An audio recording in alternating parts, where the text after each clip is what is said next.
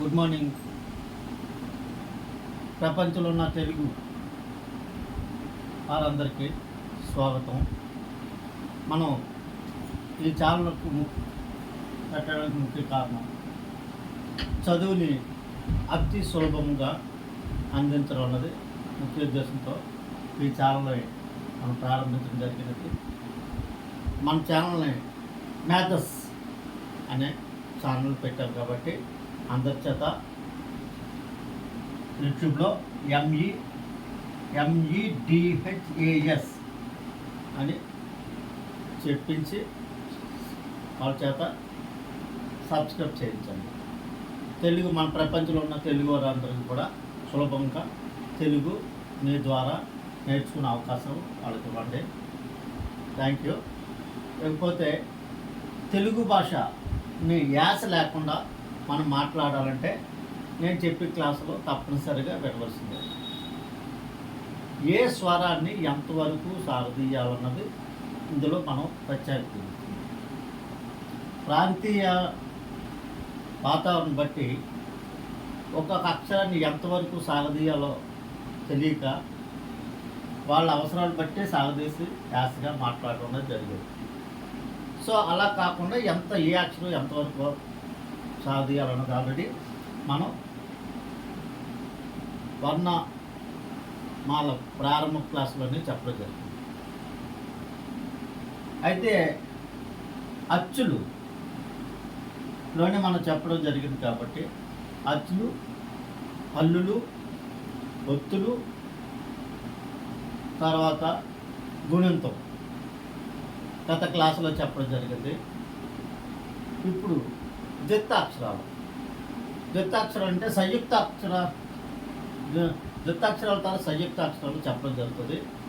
మనకి గుణింతాలు అంటే ఒక హల్లుకి ఒక అచ్చు కలిపి తయారైన విధానాన్ని మనం గుణింతాలు ఎలా ఏర్పడ్డాయి అన్నది గణితం లెక్కల ప్రకారంగా మీకు స్వరాన్ని ఒక స్వరం ఎంతసేపు ఉచ్చరించాలన్నది క్లారిటీతో సహా మనం రెండు గుణింతాలు నేర్పి ఉదాహరణగా మీకు ఇవ్వడం జరిగింది.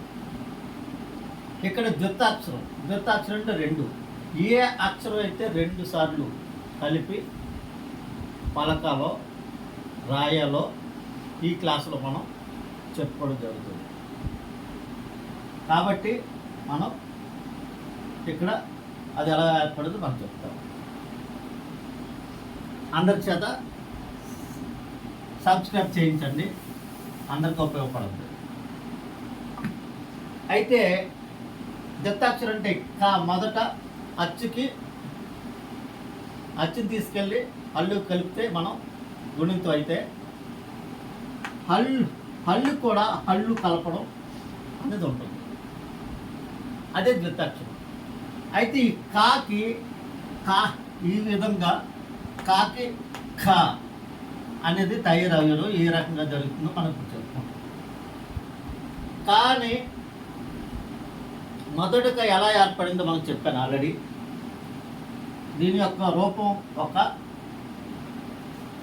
టిక్కన్ రూపానికి ఆ కలపడం అన్నది కా అవుతుందని మనం చెప్పాం.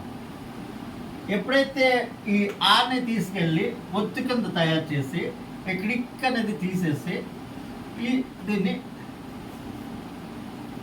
ఈ విధంగా మనం తయారు చేసి మనకి హల్లులకని తయారు చేసి అందులో పెట్టారు.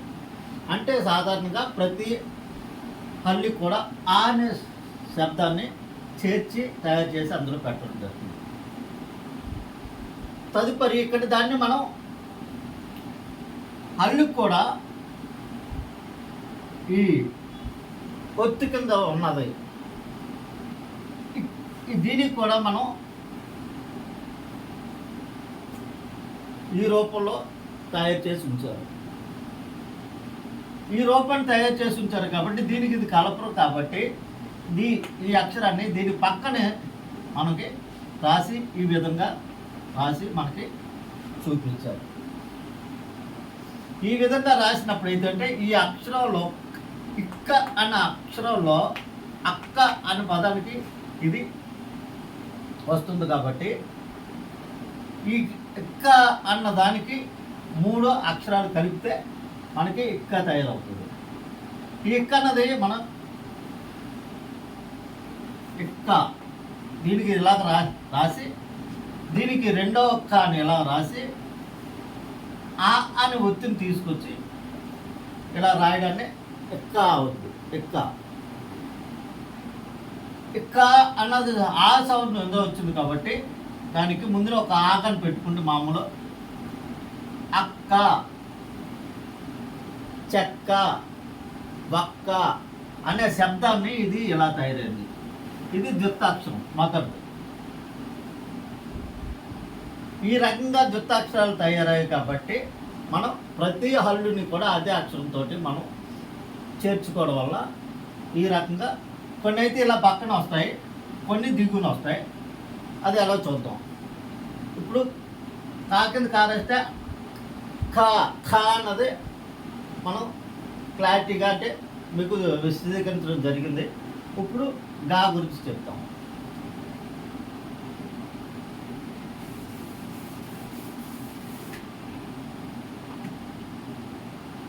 కా తర్వాత ఏంటిది? ఒత్తు కా. కా తర్వాత ఒత్తు కా. ఈ ఒత్తు కాలు ఒత్తు అక్షరాలన్నీ కూడా మనకి కంఠం నుంచి పలుకుతారు కాబట్టి అది ద్విత్వాక్షరాల కింద మనం ఉపయోగించడం జరగదు. నోటు చివరి నుంచి ద్విత్వాక్షరాలు పలకొచ్చు కానీ కంఠం నుండి ద్విత్వాక్షరాలు పలికేంత అప్పటికే మనం పూర్తిగా ప్రెస్ ఇచ్చి ఎక్కువ శక్తిని ఉపయోగించి కాకే ఖా అన్నది మనం పలకడం జరుగుతుంది కాబట్టి దానికి రెట్టింపు శబ్దాన్ని ఇచ్చే శక్తి లేదు కాబట్టి ఇది ద్విత్వాక్షరాల కింద ఉపయోగించడం జరగదు. సో ఇది మీరు చాలా జాగ్రత్తగా గమనించవలసిన విషయం. తదుపరి గా. ఈ గా అనే అక్షరం మనం గాకి గా కలిపితే గా. ఆల్రెడీ మనకి ఇప్పుడు మీకు అర్థం కాకి ఎలా రాస్తారో అర్థమైపోయింది. ఈ గా అనే అక్షరాన్ని ఏం చేసాం, ఎలా విడగొట్టాం, దీని యొక్క రూపం ఇదైతే ఇలాగ ఇది విడదీస్తే ఇలాగ అవుతుంది కాబట్టి ఈ గాకి ఎప్పుడైతే దీన్ని ఒత్తిని తీసుకొచ్చి దీన్ని పెట్టామో ఆటోమేటిక్గా ఇలా తయారవుతుంది. గాకి ఇంకొక ఒత్తు అక్షరం తీసుకొచ్చి రాస్తే ఎగ్గా. ఇందులో కూడా 3 అక్షరాలు ఉన్నాయని మీరు గుర్తు చేసుకుంటే మీకు ఇంగ్లీష్లో కూడా రాసేయడానికి ఇది చాలా ఉపయోగపడుతుంది. ఇంగ్లీషు మన పేర్లు ఇంగ్లీష్లో రాసేటప్పుడు నేను చెప్పిన ఈ క్లాస్ బట్టి